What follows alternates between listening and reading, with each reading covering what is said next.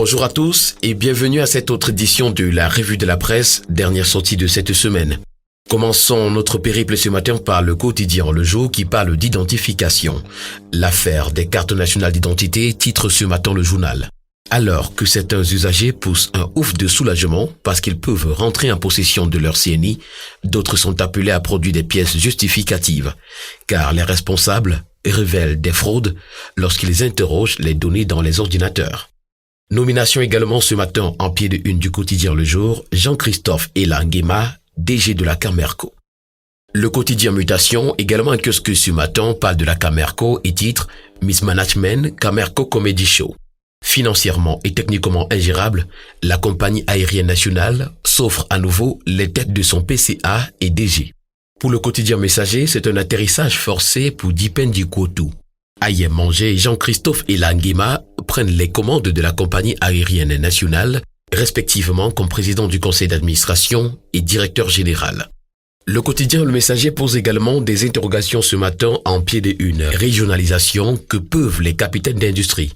Crise anglophone, le coup de gueule de Samuel Bilon est à retrouver ce matin à la page 10 du quotidien de Feu Pius Ndiaye.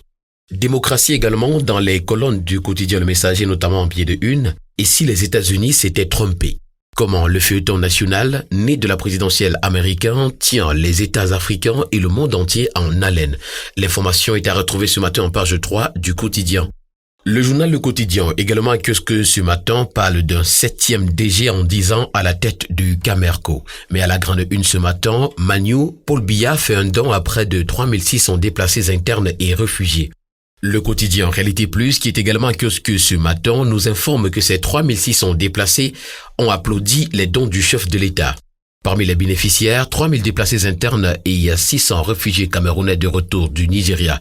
Au nom du chef de l'État, le gouverneur du Sud-Ouest, Bernard Okala-Biliaï, leur a remis le don présidentiel. Le gouverneur a saisi l'occasion pour leur redire la détermination des pouvoirs publics à combattre jusqu'au bout les terroristes. Il les a également exhortés à collaborer franchement avec les autorités administratives et de sécurité en dénonçant tous ces malfaiteurs. Le quotidien Réalité Plus parle également ce matin du diocèse d'Ezeka. Bienvenue, Monseigneur François Achille Eyabi. À 60 ans, ancien vicaire épiscopal du diocèse d'Edia, Monseigneur François Achille Eyabi prend officiellement ses nouvelles fonctions d'évêque d'Ezeka ce vendredi 5 janvier 2021, au cours d'une messe pontificale qui sera présidée par le nonce apostolique Julio Murat devant toute la communauté catholique. La Nouvelle Expression, également présente parmi les journaux en kiosque ce matin, parle de démocratie américaine. La force des institutions titre le journal. Malgré les violentes manifestations conduites mercredi soir par les électeurs pro-Donald Trump au Capitole pour perturber la certification des résultats de la présidentielle américaine, la victoire du président élu démocrate Joe Biden a été validée par le Congrès américain. La principale leçon à tirer est la force des institutions aux États-Unis face à un chef d'État en fonction. La Nouvelle Expression parle également ce matin en petite une du gala de boxe Sa Majesté Sokujou sur le ring. À Ibolova également, des Benskinners sont en furie.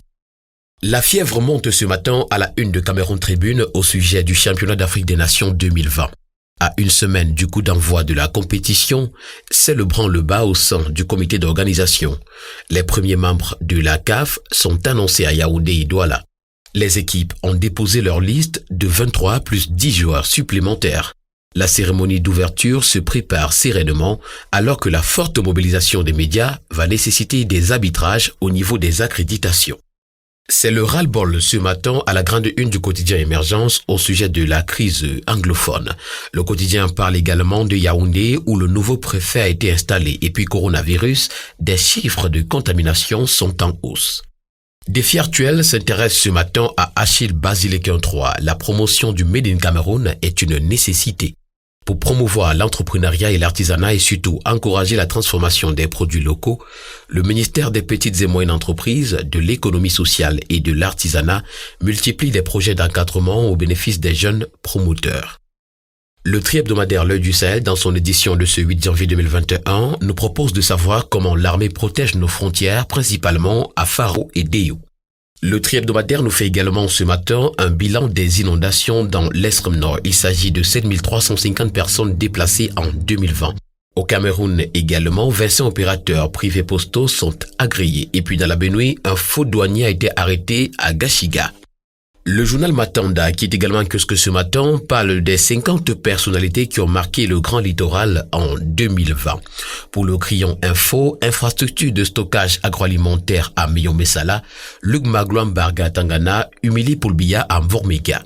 Le projet de stockage du cacao Made in Cameroun, censé aider les populations à mieux écouler leurs produits sur le marché, est abandonné dans la forêt de Mvormega, projet pourtant inauguré par le ministre des Commerces. Pour terminer ce matin, prenons l'hebdomadaire Le Courrier qui parle de Yves-Martin Assiga Aranda, le médecin qui veut être ministre. Avec un bilan désastreux en tant que député du Fundi, l'homme se signale aujourd'hui par des déclarations et des postures qui font état de son entrée imminente au sein du gouvernement.